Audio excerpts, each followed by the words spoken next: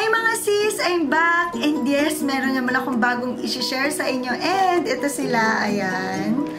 So, hawak ko na naman ng mahihiwagang mga lipstick. Yung iba dito is na ipakita ko na sa inyo, but ngayon ko sila bibigyan ng review or first impression maybe.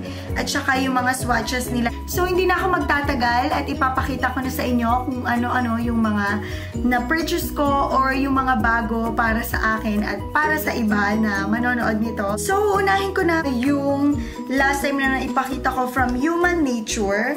And ito yon. Na-share ko na din sa inyo yung packaging niya, diba? But, i-share ko pa rin sa inyo dahil baka yung iba, hindi naman pinanood yung video ko na yon.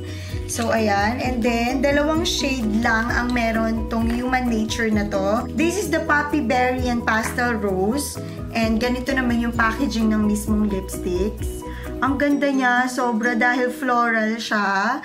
First, is-swatch ko siya dito sa aking arms. Para makita natin or makita ninyo. This is the Poppy Berry. Swatch na natin siya sa lips ko.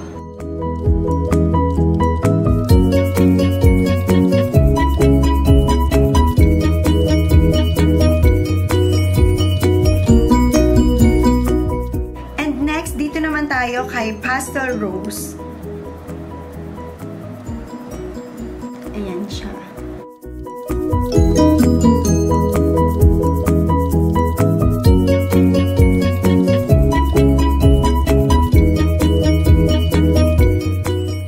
Swatch nila sa aking kamay.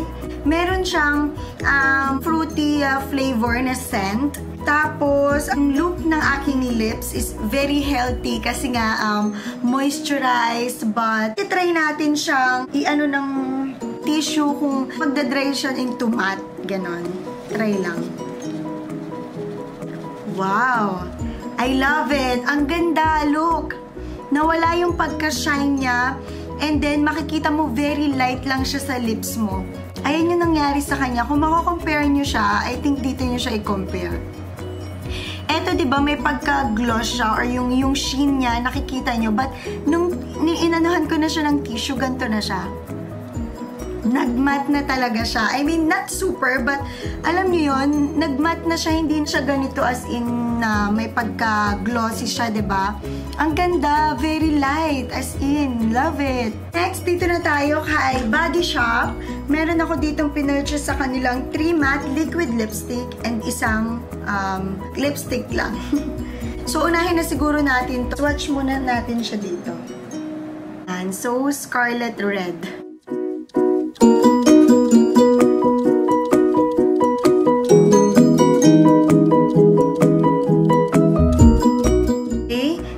Next, let's move on dito sa mga liquid lipstick.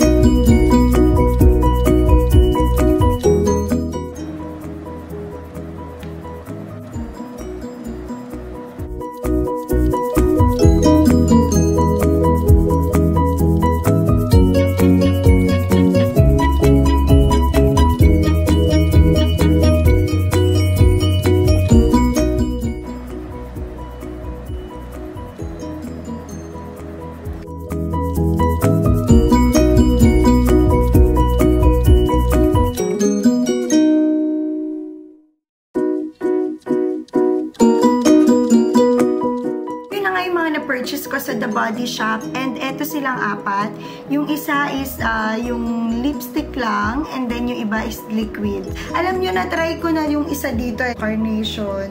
Create Carnation.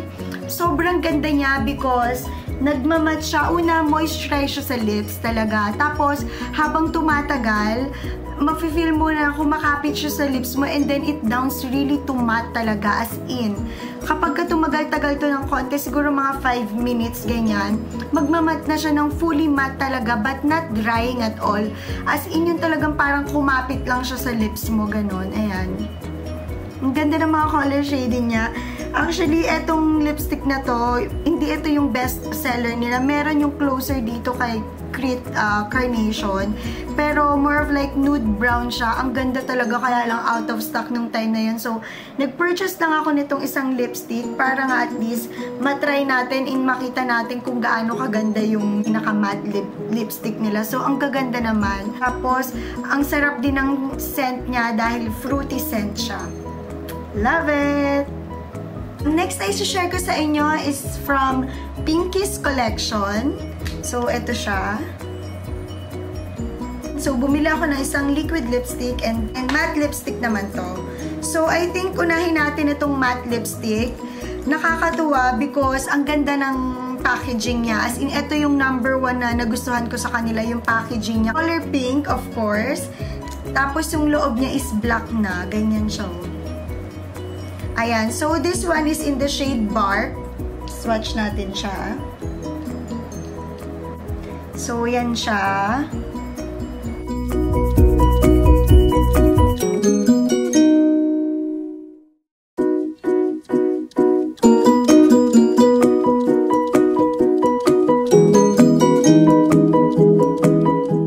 Next, dito naman tayo sa liquid lipstick nila.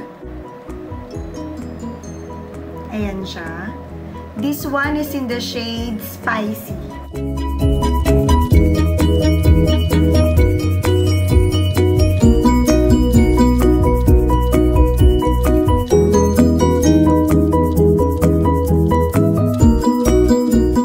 So, nagustuhan ko naman siya. Lalo na tong matte liquid lipstick nila na to dahil ang ganda ng shade. Yun lang. Pero hindi ko pa siya natatry kung okay ba siya for the whole day. Maybe tomorrow, itatry ko na siya kasi ang ganda pala niya. So, yan siya. And also si Bark, maganda din siya. Ang ayoko lang sa kanila is yung scent niya. May para siyang, hindi ko alam kung ano yung tawag sa ganong amoy. Pero, hindi naman siya nag-iiwan ng scent dito kapag nasa lips na. Yung sadyang pagka ina-apply mo lang talaga. So, ayan sila. Ang ganda. I love it. Lalo talaga to kasi ito yung pack ko talaga na pagdating sa red lipstick, ganitong pagka-red yung gusto ko, yung medyo maroon or dark na siya. Tapos pala, i-share ko sa inyo mga sis. Actually, nasabi ko na yun noon. Na kinumpare ko to kay Skin Potions kasi ito 200 plus lang siya. And yung kay Skin Potions na lip cake is ganito. Ayan, pinag-compare ko sila. Mas nagustuhan ko si Pinkies dahil sa, ayun nga, dahil sa packaging niya, diba? Very classy siya and elegant, ganyan. Compare ko kay Skin Potions, hindi sa sinisiraan ko sila, but gusto ko lang i-share sa inyo kasi yung usual type lang, plastic siya, tapos sobrang ganda ng formulation ng lipstick nila, wala kang masasabi. Yun nga lang, yung packaging lang talaga yung gusto kong sana na mabago nila kasi ang ganda talaga, lalo to, number 1 na nagustuhan ko talaga is ito. Halos magkapresyo lang sila. No, I mean, nung nabili ko kasi yung lip cake nila is 400, alam ko eh. Or almost 400 yung lip cake ng Skin Potions. This one, 200 plus lang. Tapos yung packaging niya, ang ganda eh. Almost pareho sila ng consistency ni Skin Potions. But anyway, yun lang. Shinare ko lang sa inyo kasi yun lang talaga yung reklamo ko doon sa Skin Potions. But wala nang iba. So, dahil naipakita ko na rin sa inyo kanina si Skin Potions, wala pa akong swatch niya na ever. So, sasama ko na siya dito sa video na to. So, first, I will try this custard cream.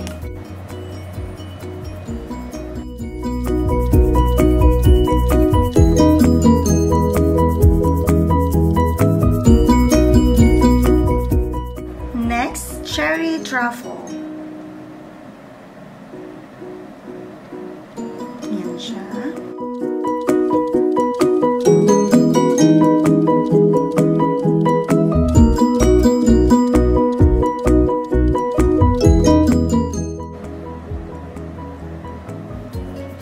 This is cream pie.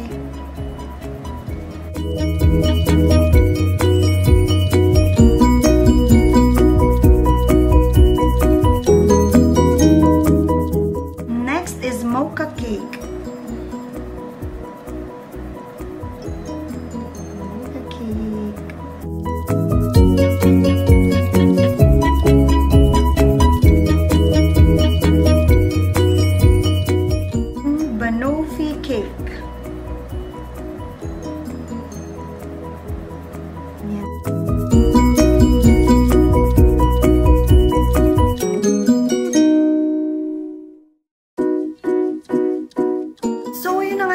swatch natin kay Lip Cake, and eto silang lahat. Ang gaganda ng range ng mga shades or colors nila, no? As in, super, parang lahat yata meron silang shade from peach, from orange to pink, reds, and all that. So, ito na nga yung last na na-swatch ko sa kanila. Kasi sinasabi sa inyo, disappointed ako doon sa packaging niya kasi plastic lang talaga siya. Tapos, alam ko nga medyo pricey ito. Nabili ko siya doon sa sale na price nilang 200 plus. So, ayun, sana mabago nila yung packaging mas better para sa price na meron sila. Love it! Ang bango ng scent pala niya mga sis. Before ko makalimutan, fruity. And I love the names dahil mga cakes. So, ang next na i-share ko naman sa inyo ay this one. This is from Into It. Ang lakas niyang makakaili. Kaya, nag-purchase ako niyan. So, yan o, may nakalagay pa new. O, diba? Bagong-bago talaga. So, eto. Let's move on to this lipstick.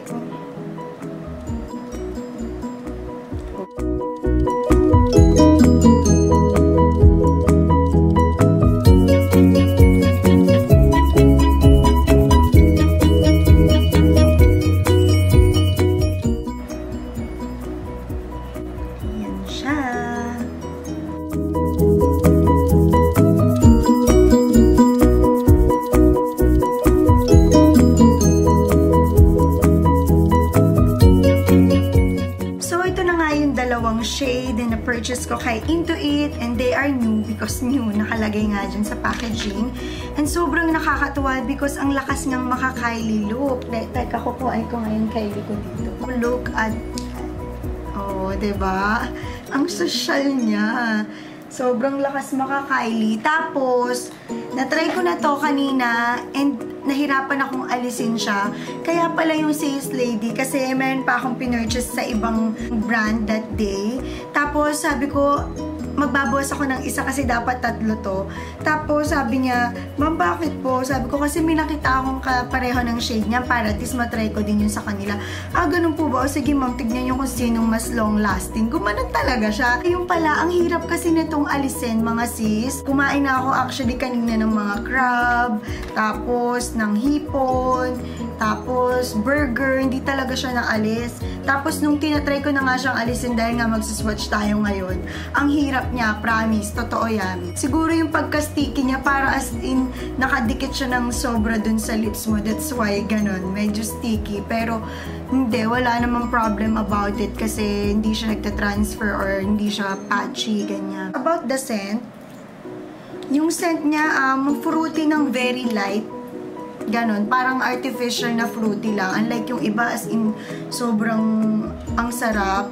Ito, sakto lang. So, next na itatry natin is from BYS. So, ayan, isa lang yung nabili ko sa kanila dahil ito lang yung talagang nagustuhan ko dahil almost lahat na ng liquid lipstick ko kapareho na dun sa mga shade na meron sila. And also, gusto ko lang itry dahil for the purpose nga ngayon ng video natin na to para may pakita ko sa inyo yung mga bago at saka para sa akin kung worth it ba na bumili ako ng maraming shade ng mga lipstick nila. So, this one is a Rosewood from BYS.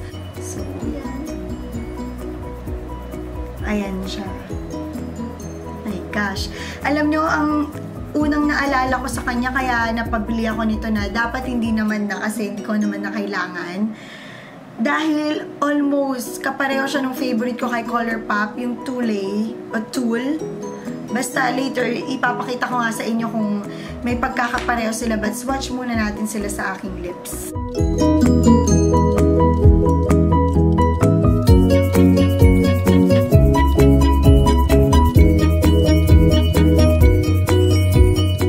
Dito na yung aking Tool or Tool from Colourpop. Ayan o, almost same sila, diba? Gusto ko lang malaman. Let's try. Maybe. Wow. Just wow. Look, tignan nyo mga sis. Close nga siya. Siguro yung pinaka-base ng shade nila. Pareho. Oh my God. Ito yung Colourpop. Ito yung BYS. Look. Almost same nga sila. Kaya nagustuhan ko din. One of my favorite kasi to na shade sa ColourPop. Next time, i-share ko sa inyo yung collection ko ng ColourPop dahil yun ang unang naging collection ko ng mga liquid lipstick. So, yan siya. Rosewood. Well, masasabi ko sobrang lightweight ni BYS. Tapos, wala naman gaanong scent sa kanya. And ang ganda ng packaging. Dahil matte and usual. Like nga, kapareho siya ni Sleek. I love it. Ang ganda. So, yun na nga mga sis. At ito ang dapat na abangan ninyo. Dahil talagang kaabang-abang siya. I don't know kung ako lang ang na-ignorante sa kanya or what. Pero kasi, very unusual for me dahil nung pagkakita ko sa kanya, as in pag-open ko, nagulat ako sa kanya ng bonggang-bongga sa sobrang ka-high-tech kanya or what. Basta, so, eto na nga mga sis. Uwian na dahil may nanalo na. Charot. So, yun na nga. This is the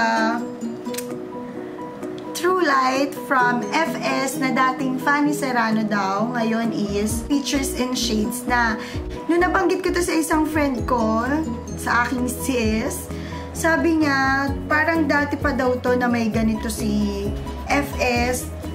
Tapos, wait, pakita ko na muna sa inyo para magkaintindihan tayo. Ayan, ganyan yung packaging niya. And then, meron siyang mirror dito sa may gilid. Ayan. Lights off muna tayo, mga sis. Okay. There's a light coming from within, mga sis. Yan siya. Ito yung sinasabi ko sa inyong sobrang pack. See? Natuwa ako sa kanya ng bongga as in dahil nung tatry ko, sabi ko, try ko nga tumingin dito kasi madalas na mabanggit yung FS nga. Sabi ko, ano ba yan? Ito nga siya. Pagbukas ko ganyan, may ilaw talaga siya. Sabi ko gano'n. Tapos yung nag-swatch na kaagad ako dahil sabi ko, ay, kukuha ako nito dahil bongga to para sa collection. Lalo na ako na mahilig ako sa mga liquid lipstick, diba?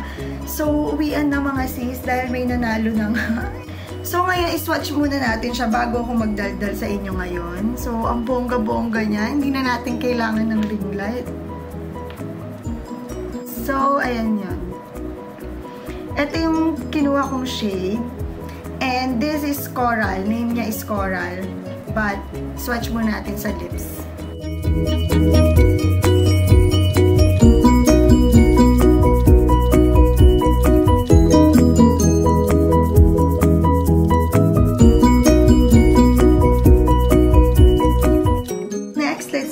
To the other one, this is the Glossy Rose.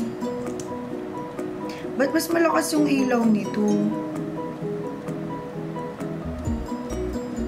Hindi ko alam paano ko ipapakita ka sa inyo, but ayan. I think mas mabibigyan nyo ng justice yung swatch natin dyan. Dahil kasi almost metallic gloss na siya or metallic lipstick dahil alam niyo yung mga ColourPop tapos si Jower, kung tama yung pronunciation ko, and si Sugarpill, di ba meron sila mga metallic lipstick na ganito, yung meron siyang parang mga glitters. So mas pak yung ilaw nitong isa. I don't know why, kung makikita nyo. For those na mga sister ko na gusto ng gloss ng mga lipstick, napaka-lightweight lang nila and hindi siya sticky unlike other glosses.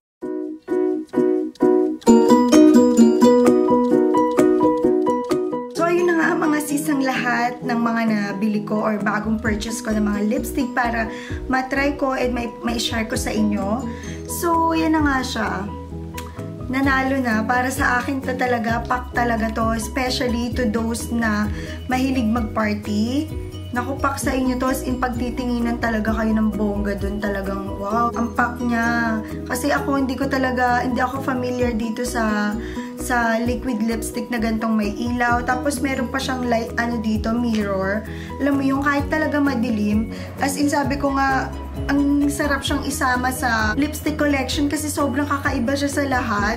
Kasi talagang always ready siya, alam mo yun, parang para sa kanya, lips is life. So yun lang mga sis, I hope na nakatulong naman sa inyo yung video ko na to. Nagkaroon kayo ng idea kung ano yung mga bago. And if you like this video mga sis, don't forget na i-like nyo and mag-subscribe kayo sa aking channel. Thank you so much for watching. Bye!